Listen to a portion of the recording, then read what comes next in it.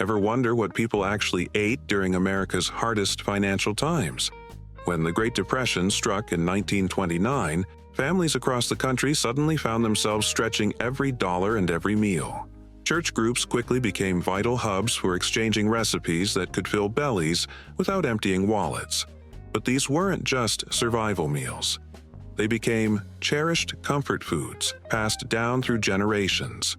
Here are 25 timeless church recipes from the Great Depression era that are still worth trying today. Simple, affordable, and surprisingly tasty, these dishes have truly stood the test of time. Poor man's steak. Poor man's steak was born out of necessity when buying real steak just wasn't an option. This clever recipe used basic ground beef mixed with cracker crumbs or oatmeal to make it go further. Shaped into steak-like patties, it was dusted with flour and browned in a skillet. But the real magic happened when a simple gravy, made from milk, flour, and pan drippings, was poured over the top. Church cookbooks in the 1930s were filled with versions of this recipe, and it often took center stage at church dinners and potlucks. One popular version came from the 1933 Community Cookbook of the First Baptist Church in Cedar Rapids, Iowa. What made this dish a Depression-era lifesaver was its ability to feed a family of 6 using just 1 pound of ground beef, a true example of stretching resources during tough times. Usually served with mashed potatoes to soak up that rich gravy, this meal perfectly captured the Depression mindset. Turned simple ingredients into something satisfying. Even today, it's a comforting reminder of the resilience and creativity of that generation. Ham and bean soup. Ham and bean soup is a perfect example of how Depression-era cooks found ways to stretch a small bit of meat to feed many. Churches across the country leaned on this filling, low-cost soup for community meals and food relief programs. In 1931, the Ladies' Aid Society of the First Christian Church in Springfield, Missouri, shared a well-known recipe, noting that a single ham bone with a little meat left on it could flavor enough soup for 20 people.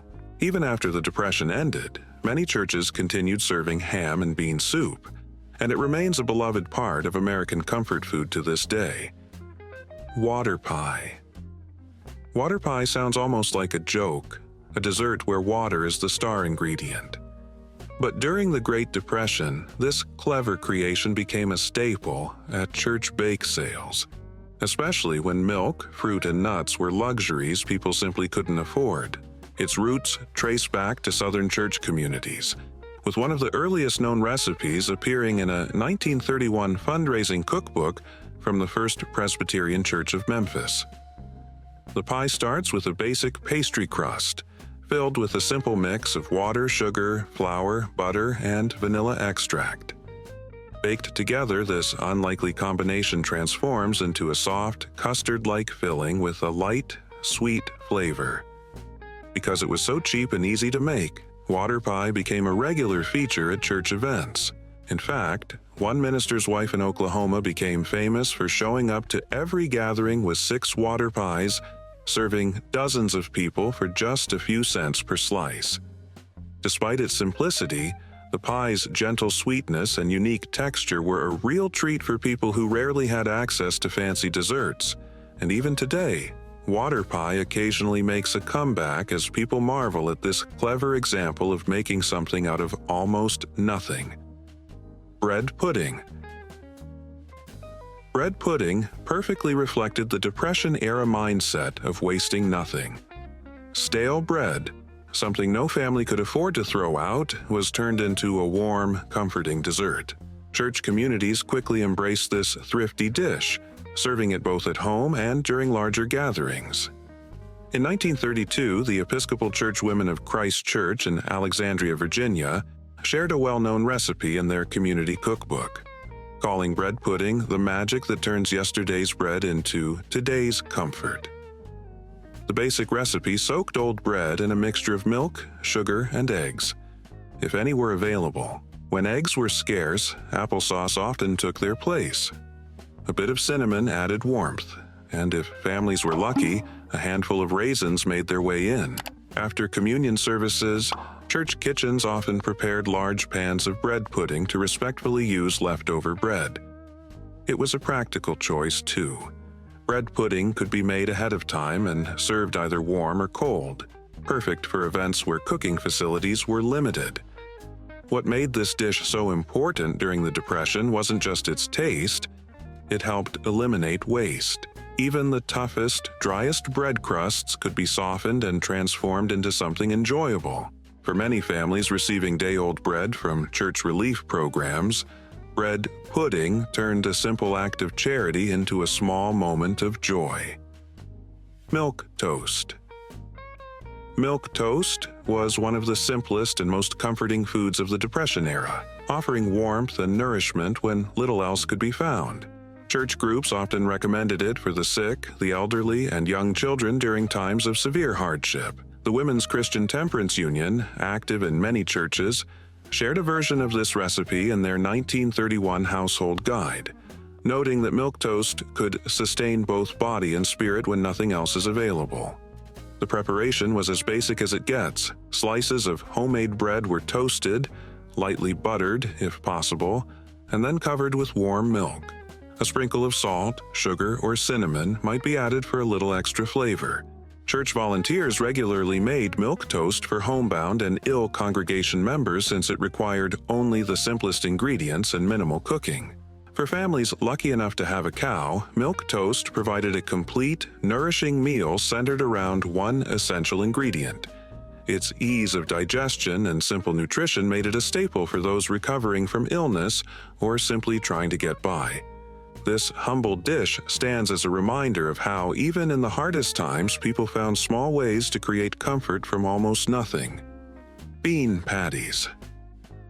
Bean patties became a clever and affordable meat substitute during the Great Depression, turning inexpensive dried beans into a filling, protein-rich meal. Church communities promoted these budget-friendly alternatives at a time when meat was simply out of reach for many families. In 1933, the Missionary Society of the First Methodist Church in Chicago shared a popular version of the recipe in their economy cookbook, proudly noting that these patties could satisfy a craving for meat at just a fraction of the cost. The recipe called for mashing cooked navy beans with a bit of chopped onion, breadcrumbs, and simple seasonings.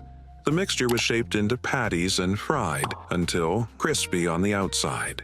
Church kitchens often prepared large batches for community meals, especially in working-class congregations where meat had become a rare indulgence. Bean patties were usually served with a basic gravy or tomato sauce to keep them moist and add extra flavor. Their high protein content and satisfying texture made them especially valuable at a time when many families struggled to meet basic nutritional needs. These simple patties stand as a testament to Depression-era creativity, finding ways to keep people nourished when traditional options just weren't available. Tomato soup cake. To modern ears, tomato soup cake might sound odd, but during the Great Depression, it was a brilliant solution when fresh fruit for baking was out of reach. This clever spice cake used canned tomato soup to add moisture, acidity, and a subtle flavor, replacing ingredients that were too expensive for many families. In 1936, the Methodist Women's Circle of Lansing, Michigan, published a well-loved version of the recipe in their community cookbook, claiming you'd never guess what was in it. The recipe combined a can of tomato soup with flour, sugar, lard or vegetable oil, baking soda, and warm spices like cinnamon and cloves. The result was a moist, flavorful spice cake, somewhat like today's carrot cake but made without the pricey extras. At church bake sales, tomato soup cake was a common sight. If ingredients were available, it might be topped with cream cheese frosting, but more often it was simply dusted with a bit of saved sugar. Because Campbell's soup was inexpensive and easy to store, families could keep it on hand for when a special occasion called for a homemade treat. The rich, spiced flavor of the cake hid its unusual ingredients so well that even kids, usually wary of vegetable-based desserts, loved it. This recipe stands as a perfect example of how resourcefulness and creativity turned hardship into something sweet. Peanut butter bread. Peanut butter bread became a go-to solution for families needing a protein-packed alternative to regular bread when milk and eggs were hard to come by. This dense, filling loaf gained popularity in church circles where providing nutritious food for children on a tight budget was a constant concern. The recipe first appeared in the 1932 Five Roses Flour Cookbook, but quickly spread through church recipe swaps. The Women's Circle at the First Presbyterian Church in Des Moines adapted a version that became especially popular, recommending it for children's lunchboxes. The recipe was simple: flour, baking powder, salt, sugar, peanut butter, and either milk or water if times were especially tough. No yeast, eggs, or butter required. Peanut butter bread became a common sight at church bake sales and was often included in food baskets shared with struggling families. Its real value lay in the protein from the peanut butter, offering essential nutrition when meat was out of reach for many. The bread's dense texture and slightly sweet, nutty flavor made it a favorite among children, ensuring even the pickiest eaters wouldn't turn it down. Mock apple pie. Mock apple pie may be the most clever culinary trick to come out of the Depression era, creating a dessert that tasted remarkably like real apple pie without using a single apple. This inventive recipe became a favorite when fresh fruit was simply too expensive for most families. Shared widely through church cookbook exchanges, the Presbyterian Women's Circle of Topeka, Kansas, published a popular version in 1932, proudly claiming that no one would guess the secret ingredient. The filling used Ritz crackers, or similar plain crackers, soaked in a syrup made from sugar, water, cream of tartar, and lemon juice. When baked, the crackers took on a texture and flavor surprisingly close to cooked apples. Church bake sales often featured mock apple pies without mentioning their unconventional filling, making the reveal a fun surprise for those who tried a slice. The recipe became so popular that Ritz began printing it on their packaging in 1934, though church groups had already been passing it around for years. What made this pie particularly special was that it offered more than just a sweet treat. It brought a sense of normalcy and comfort during hard times. Serving up an iconic American dessert, even without real apples, gave families both a little joy and a reminder that better days were still possible. Wacky cake. Wacky cake, also known as crazy cake or depression cake, was the clever solution for making dessert without expensive ingredients like eggs, milk, or butter. This inventive chocolate cake became a favorite at church bake sales and celebrations during hard times. One of the earliest known recipes appeared in a 1933 fundraising cookbook from the Women's Auxiliary of Grace Episcopal Church in Cleveland.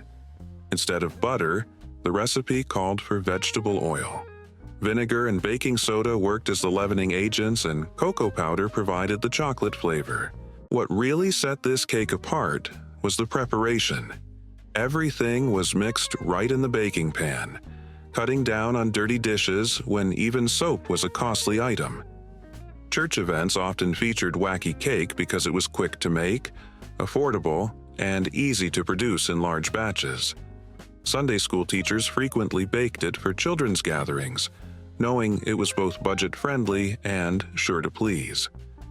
Despite the simple ingredients, the cake delivered a rich chocolate flavor and moist texture that felt like a real treat even in tough times. Today, wacky cake is still popular, especially among vegan bakers who appreciate its dairy and egg-free simplicity. Potato pancakes. Potato pancakes turned one of the cheapest and most available foods, the humble potato, into a hearty, satisfying meal during the Depression. Church communities from many cultural backgrounds shared their own takes on this versatile dish. In 1934, the Ladies' Aid Society of St. John's Lutheran Church in Wisconsin published a German-inspired recipe, noting that just 3 potatoes could stretch to feed 4 people when prepared this way. The recipe called for grating raw potatoes and mixing them with a bit of flour, an egg if there was one to spare, or just water if not, and chopped onions. The mixture was then fried in small amounts of saved fat until golden and crispy. Potato pancakes often appeared at church community meals, particularly among Eastern European and German congregations. In Catholic parishes, they became a popular Friday meal, offering a filling, meatless alternative to fish. What made this dish especially practical during the Depression was its simplicity. With just one main ingredient, it could stand alone as a complete meal. When available, applesauce or sour cream made a nice addition, but even plain, the crispy edges and savory flavor made this humble meal feel like something special. Cornmeal mush. During the Great Depression, cornmeal mush became a reliable meal for both breakfast and dinner, with church relief programs often providing cornmeal as a basic food staple. In 1932, a rural Methodist circuit rider, traveling between small country churches, handed out recipe cards, calling cornmeal mush the staff of life when wheat bread cannot be afforded. The recipe was as simple as it gets. Cornmeal simmered in water with a pinch of salt until it thickened into a porridge. For breakfast, it was served hot with milk and sugar. For dinner, it could be cooled, sliced, and fried. Church relief programs regularly demonstrated different ways to prepare cornmeal mush to keep families from growing tired of eating it so often. Its versatility made it a practical choice. Sweetened for breakfast, served savory with beans or greens for dinner, or fried with onions for a heartier meal. What made cornmeal mush so vital during the Depression was its incredible affordability. Just a few cents worth of cornmeal could stretch across multiple meals, feeding an entire family. With churches providing both the supplies and cooking guidance, this simple dish became a cornerstone of survival for countless families facing the toughest of times. Hoover stew. Hoover stew got its ironic name from President Herbert Hoover, who many blamed for the hardships of the Great Depression. This simple one-pot meal became a staple at church soup kitchens across the country, helping to feed struggling families through community support programs. Around 1932, the Salvation Army developed one of the most widely adopted versions of the recipe, designed to feed large crowds without costing much. The core ingredients were basic and affordable: sliced hot dogs to make the meat go further, macaroni, canned tomatoes, and whatever vegetables were on hand, often just onions and maybe some canned corn.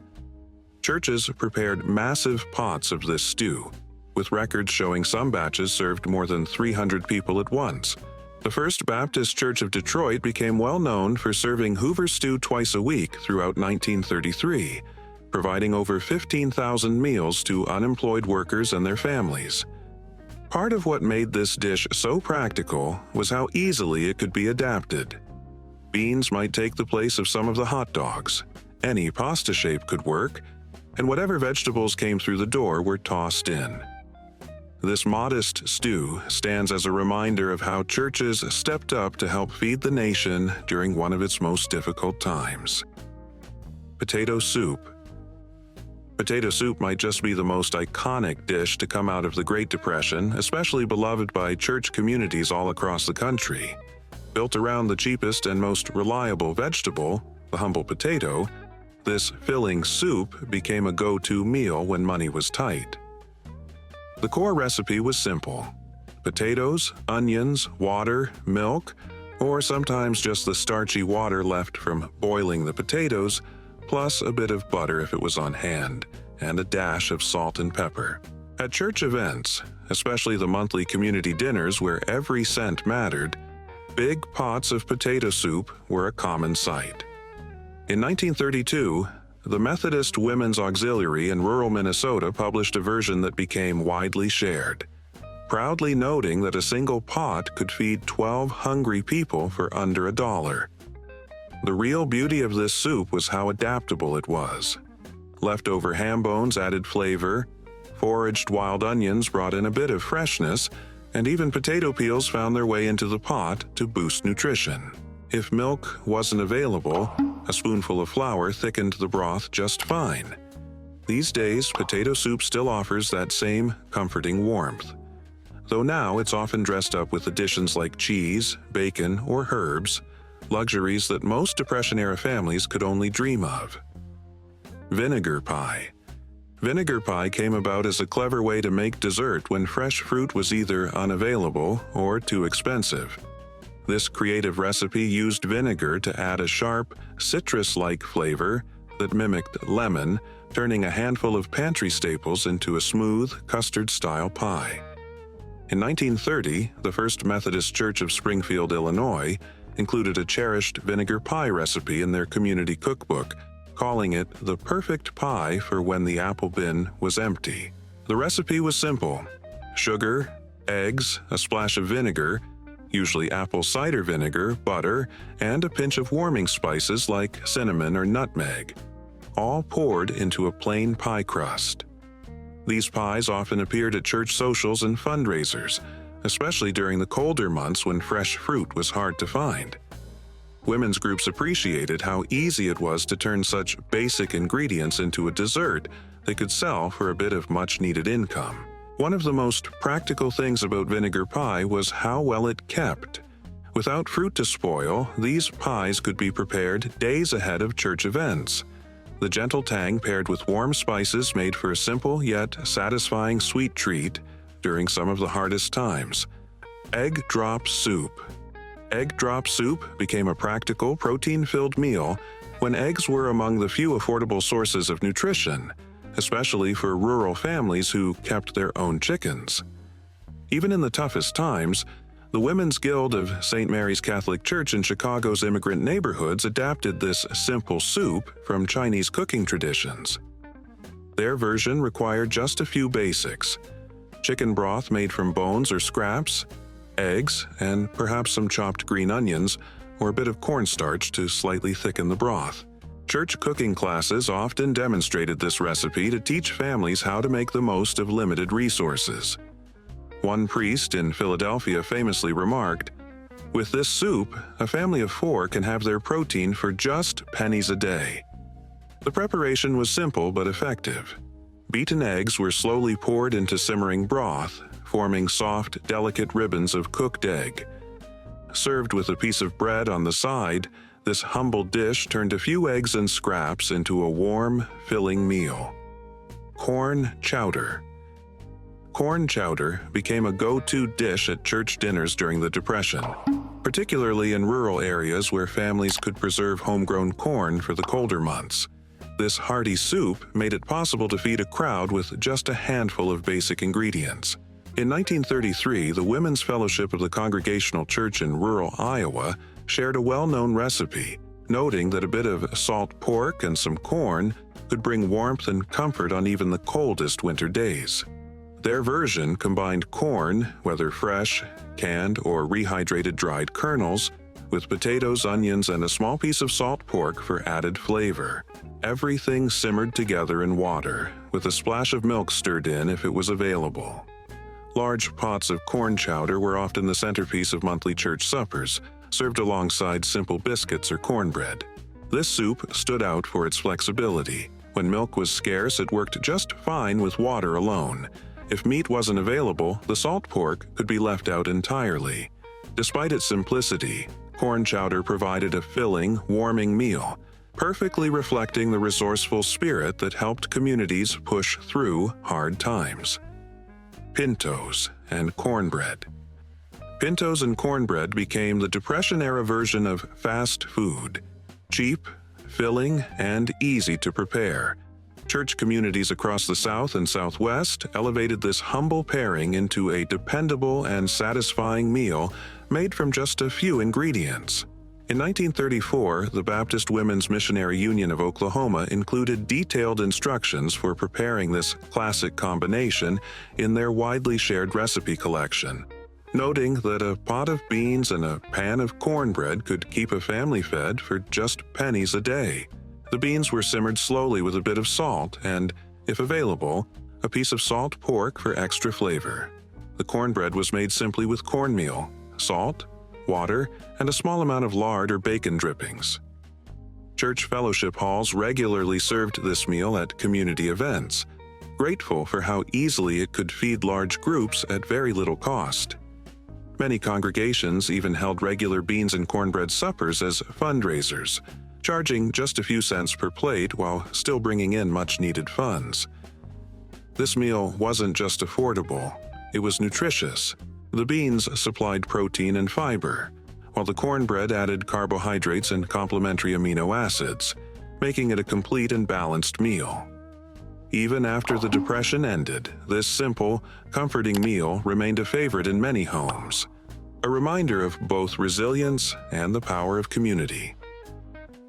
Cabbage with hot bacon dressing. During the Depression, cabbage with hot bacon dressing turned one of the most affordable vegetables into a flavorful and satisfying side dish. Church communities valued this recipe for its ability to make something simple feel just a bit more special. German Lutheran congregations in Pennsylvania and the Midwest embraced this dish in particular, with St. Paul's Lutheran Church in Fort Wayne including a popular version in their 1933 recipe collection. The method was simple. Shredded cabbage was lightly wilted by pouring a warm dressing over it, made from a small amount of bacon, or just the saved drippings, mixed with vinegar, sugar, and sometimes a beaten egg for richness. This dish was often prepared right before serving, allowing the cabbage to soften slightly while keeping some crunch. At church suppers, especially in fall and winter when fresh produce was scarce, this dish became a regular part of the menu. Its practicality came from the fact that cabbage was cheap, stored well through the colder months, and packed with essential vitamins.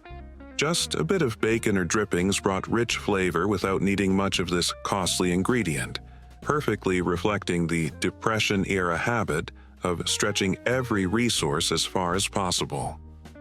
Church supper, casserole. Church supper casserole became a practical and comforting way to feed large gatherings with whatever ingredients were on hand. Found in fellowship halls across the country, this dish allowed communities to come together over a shared meal despite hard economic times. In 1934, the Women's Missionary Union at the First Baptist Church in Oklahoma City created a version that spread throughout Southern Baptist churches. The base recipe was straightforward: cooked macaroni, canned tomatoes, and whatever protein could be found. A small amount of ground meat stretched with breadcrumbs or sometimes replaced entirely with beans helped make the dish filling. What made this casserole so effective was its flexibility. Any available vegetables or starches could be added. The topping was usually a simple mix of breadcrumbs combined with a bit of saved bacon grease for flavor, baked until golden and bubbling. Even with modest ingredients, it brought people together and provided warmth and comfort when it was needed most.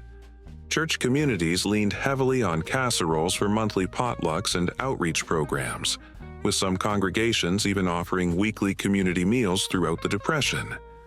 What started as a necessity during hard times became a lasting tradition, and while today's casseroles tend to be richer and more ingredient-heavy, the spirit of sharing and togetherness remains the same. Chow Chow Relish. Chow Chow Relish became a pantry essential during the Depression, bringing much-needed flavor to otherwise plain and repetitive meals. This mixed vegetable pickle made good use of whatever produce was available, helping families preserve the summer harvest for the tough months ahead. The Baptist Women's Missionary Union throughout the South shared many versions, including a popular recipe from the First Baptist Church of Charlotte, North Carolina, published in their 1935 community cookbook. Their recipe mixed cabbage, green tomatoes, onions, peppers, and cucumbers in a tangy vinegar-based brine, seasoned with mustard seeds and turmeric. Church canning circles gathered when gardens were full to prepare large batches, often using the church kitchens where big canning setups were available. These group canning days weren't just practical, they also created a sense of community, allowing women to share both the workload and the results, preserving food for their own families and for church relief efforts. What made chow chow especially valuable during those lean years was how it brightened up simple meals. A spoonful could liven up a plate of beans, add flavor to a thin sandwich, or make a serving of plain cornbread feel like something special. Creamed chipped beef on toast. Creamed chipped beef on toast, known by some less polite nicknames among military men, was a practical, low-cost protein dish that became a regular feature at church breakfasts and dinners during the Great Depression. In 1934, the Lutheran Society of Milwaukee included a detailed recipe in their community cookbook, calling it a filling option for families trying to stretch every meal. The recipe called for dried beef, which was soaked and rinsed to cut down on its saltiness, then stirred into a simple white sauce made from flour, fat, and milk. This creamy mixture was poured over slices of toast, often made from homemade bread. Church kitchens regularly prepared large trays of this dish for men's prayer breakfasts and evening meals for working families. Its popularity came from how far a small amount of shelf-stable dried beef could go when combined with the rich sauce. Rural churches embraced the recipe especially, since many farming families still had access to fresh milk even in hard times. Today, creamed chipped beef remains a reminder of how simple ingredients came together to create a satisfying, comforting meal when resources were scarce. Dandelion salad. Dandelion salad perfectly captures how people during the Great Depression turned to foraging to put food on the table. Church groups played a key role in teaching families how to find and safely identify wild edible plants, dandelions being one of the easiest and most nutritious to gather, growing almost everywhere. In 1934, the Lutheran Ladies' Aid Society from Pennsylvania Dutch country shared a popular recipe encouraging members to pick young dandelion greens before the flowers bloomed, when the leaves were at their most tender and mild. The salad was usually topped with a warm bacon dressing made from bacon drippings, vinegar, sugar, and sometimes chopped hard-boiled egg. Springtime church picnics often featured dandelion salad as a welcome, fresh dish after a long winter of limited produce. Gathering dandelions became a community event itself, with children sent out to collect greens while learning important lessons about the natural world. Packed with vitamins A and C, these greens provided essential nutrition at a time when fresh vegetables were hard to come by. Today, modern nutrition experts have confirmed what Depression-era families figured out by necessity. Dandelions are nutrient-dense superfoods that grow freely all around us. Onion sandwiches. Onion sandwiches stand as one of the simplest examples of Depression-era creativity, turning one of the cheapest and most widely available vegetables into a filling meal. Church community cookbooks often included this straightforward solution for quick lunches and simple suppers. In 1932, the United Methodist Women of rural Georgia featured a version in their pamphlet Feeding Families in Hard Times, showing how a humble onion could stretch to feed hungry mouths. The preparation was simple. Thin slices of raw onion were layered between slices of homemade bread. If butter or lard was available, it could be spread lightly on the bread to soften the strong flavor. Some versions added a sprinkle of salt or vinegar to tame the sharpness of the onions. While modest, this sandwich filled empty stomachs when few other options existed, and many found comfort in its bold, simple taste. If you're inspired by these stories of resilience and resourcefulness, why not continue exploring America's culinary history? Like this video, subscribe to our channel and tap the notification bell so you won't miss our next journey into the recipes that helped shape this nation. Until next time, happy cooking.